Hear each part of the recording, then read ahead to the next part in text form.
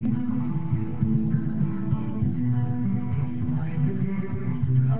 motion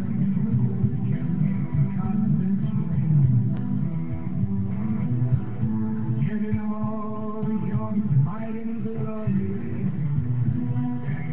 from the sky. Just another story with me and baby blind. Because how you fell from the sky.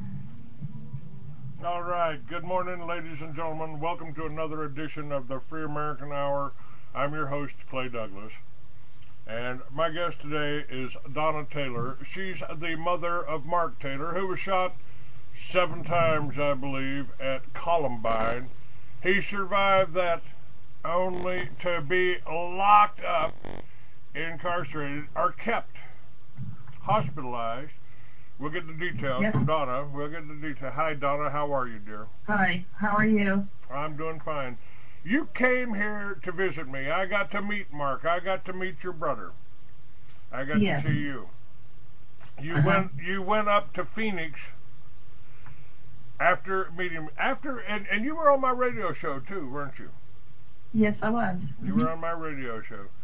That I'm not sure that you're aware, but I have just been demonized, re-demonized all over the country by the NAACP.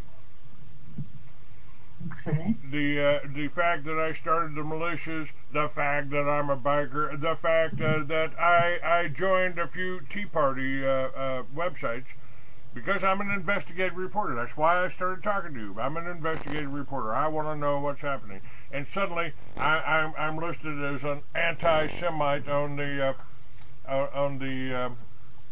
NAACP's website, and there's another organization called the IHERA or something like that, some institute that's trying to demonize anybody at the Tea Party by calling them racist. Now, I might point out that Dylan Klebold and Eric Harris were both Jewish, weren't they? Yeah. Yes, they were. But if you say that on the air, somehow you are being anti-Semitic. I mean, I'm sure that. Oh man, we have every type race out there that God created. What is wrong with people? Accept them for people who they are. That's right. Accept them for who they are. They're human beings. Okay. Yeah, and none of us like to be rejected. You know. But what I'm facing here is Jewish control of the media. You've got a mainstream anchor, Rick Sanchez, fired because he made a comment on a radio station about the power of the Jews, which they brag about. So if we repeat the fact that the Jews tell us, that Klein tells us that the media is controlled by Jews. The Jews told us that. The Jews said that. As a matter of fact, right. Yes. So, at any rate, I don't want to get off on a Jewish rant, except that I'm being attacked. The Tea Parties they're trying to keep me from being able to use the Tea Parties to reach anybody. Oh. Wow. And that's to get your information out. Yeah. I mean, we're trying to get your information out, and a lot of others that I talk to. I've got authors lined up for the next week or two. But let's talk about your situation here. Well, the whole situation. Let's back up a minute.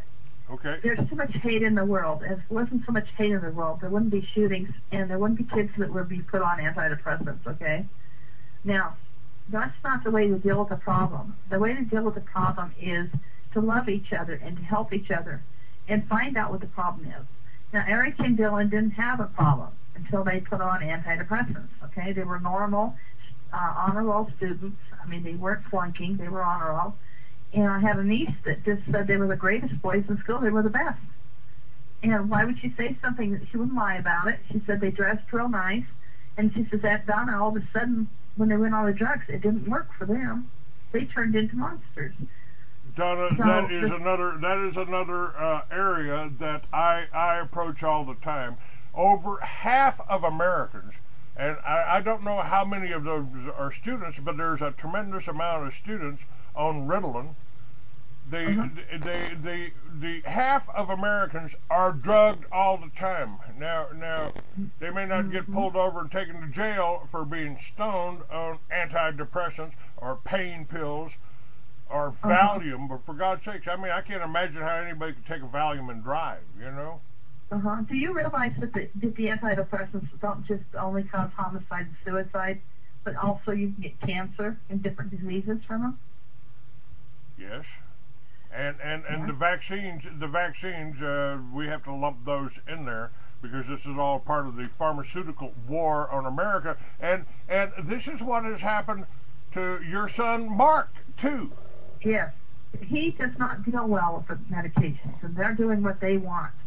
And as far as I'm concerned, they've taken over and just completely taken him. All I did was go to an emergency room. That's all I did. Because Mark, well, in fact, he was having seizures, you know, he was staring and stuff. And I told them at the emergency room I wanted him off the drugs because that wasn't my son. That's not his behavior, okay? But they ignored me and did what they wanted. What do you think they did it for? Probably just because they think they know what they're doing, or is it because it's money? Donna, they ran up a $750,000 hospital bill for me, kept me drugged on Halcyon, Haldol, Valium, morphine, and who knows what else. I got a stack here, inch thick, of the drugs they had me on, and I've got no memory of that 3 months.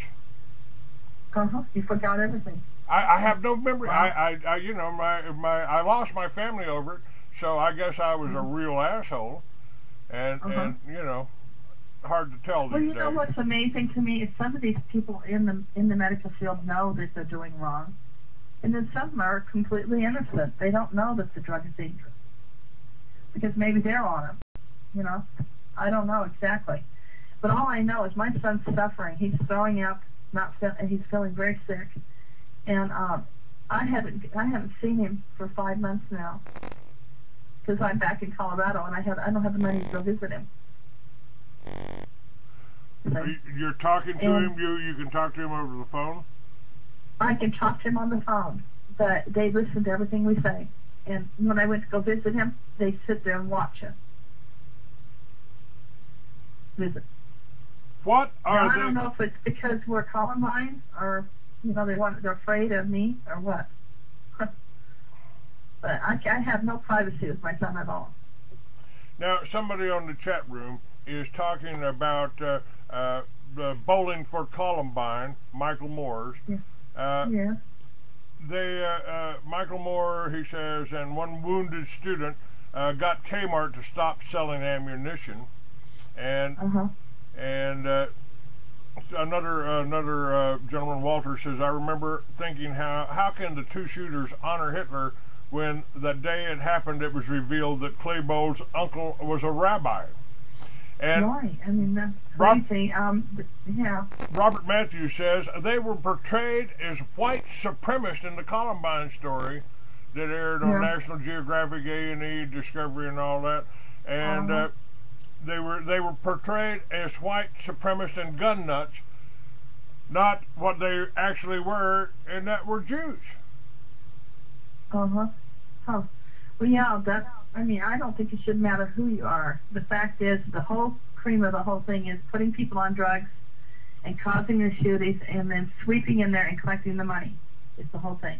Now, what money did they collect? Tell me, show me the money trail. We know that United Way and all the different places had collected. I know the week that Mark was shot, all of a sudden we have an attorney there. We never called one, but he was there, you know, at the hospital. And he told us definitely there was millions coming in per week. But you know what? They narrowed that down and kept a lot of it. See? There wasn't that much then to share with all the families. See? But there was money from all over the world that came in. was more than enough to take care of the kids, more than enough to take care of everyone. But like I said, even Mark had stuff sent